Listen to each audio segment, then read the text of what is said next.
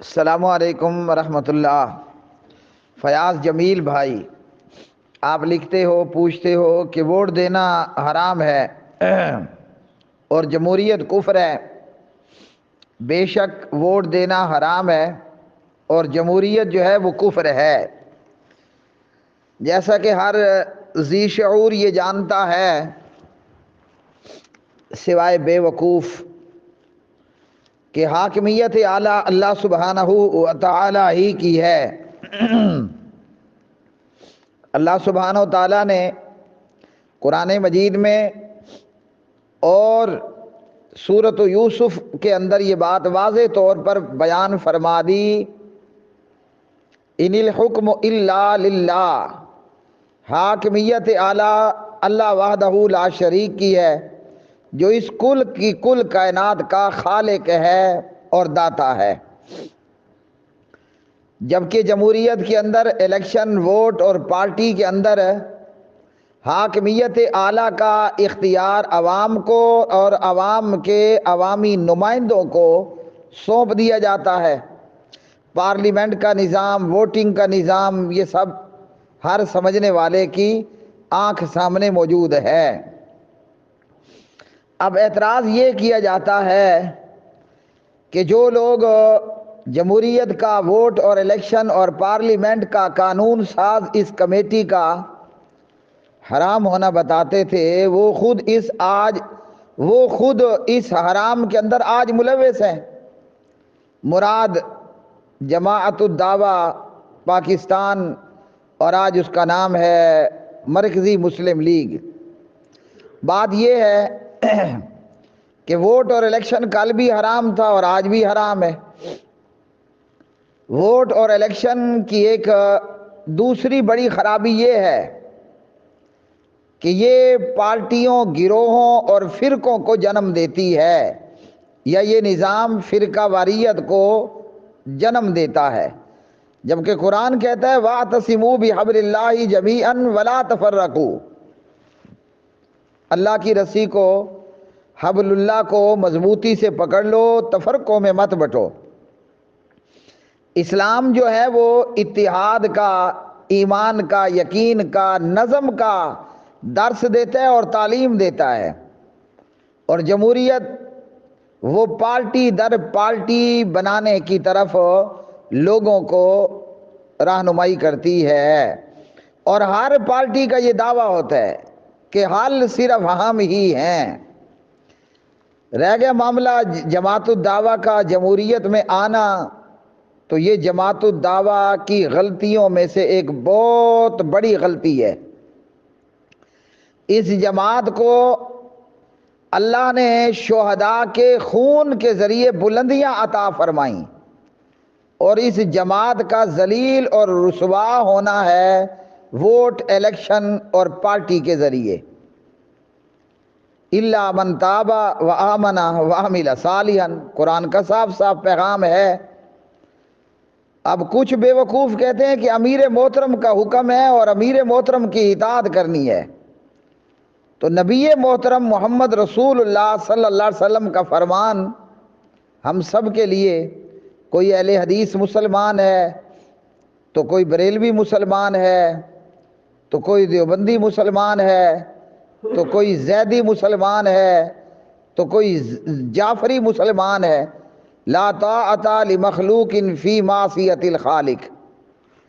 جب اللہ خالق کی نافرمانی ہو تو پھر آپ نے کسی اور کی اطاعت نہیں کرنی۔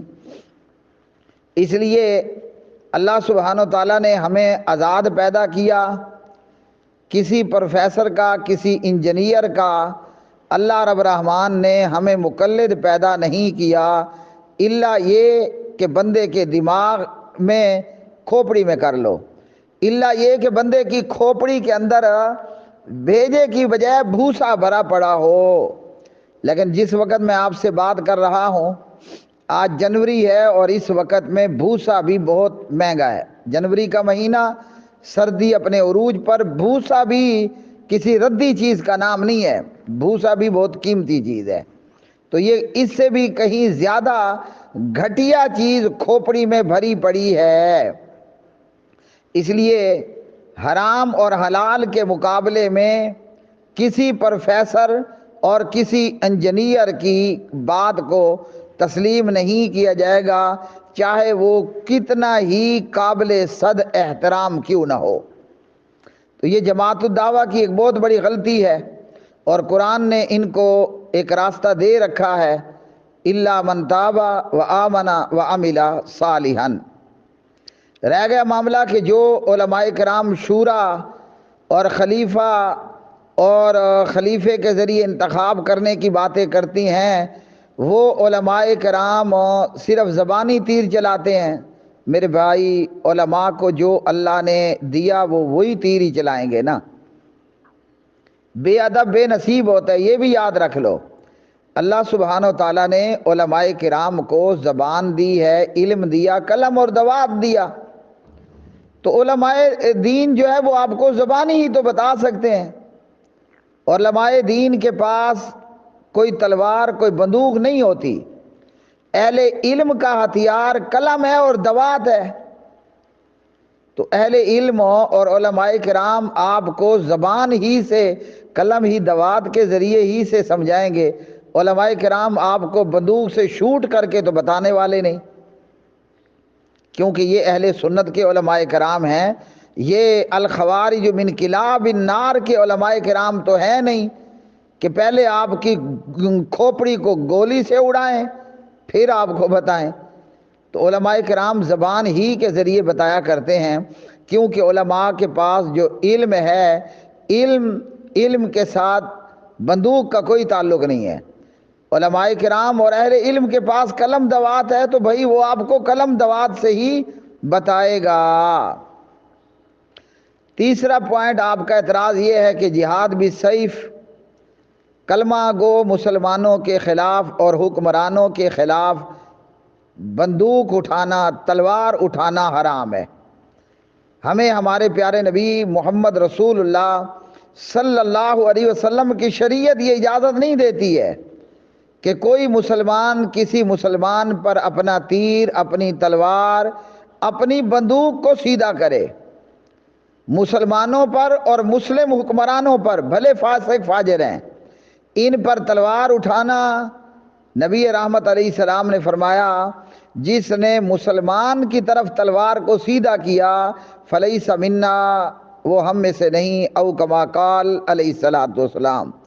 تو کلمہ گو مسلمانوں میں جہاد بھی سیف بھی نہیں ہو سکتی ہے، الا یہ کہ کوئی کفر بوا کرے، مرتد ہو جائے، تو پھر تلوار اور بندوق کو نکالا جائے گا۔ بصورت دیگر کلمہ پڑھنے والے فاسق فاجر مسلمانوں اور حکمرانوں پر تلوار نہیں نکالنی ہے۔ تو یہ ہے اللہ کے قرآن کا پیغام، محمد رسول اللہ صلی اللہ علیہ وسلم کی احادیث کا پیغام اور فرمان۔ رہ گیا معاملہ اطاعت کا، تو اطاعت یاد رکھیے کہ وہ معروف کے اندر ہے، منکر کے اندر اطاعت نہیں ہوگی۔ تو یہ جو ووٹ ہے اور ووٹ پول کرنا ہے یہ منکر ہے، تو ہم اس میں اطاعت نہیں کریں گے۔ جس دن الیکشن ہوں گے ہر مسلمان اپنی روٹین کے دھندے اور کاروبار میں مصروف رہے، اور جہاں ایسے لوگ ہیں کہ ان کا اس دن کوئی دھندا نہیں، تو وہ دن اپنے بچوں کے ساتھ، اپنے دوستوں کے ساتھ گزاریں، ووٹ پول نہ کریں۔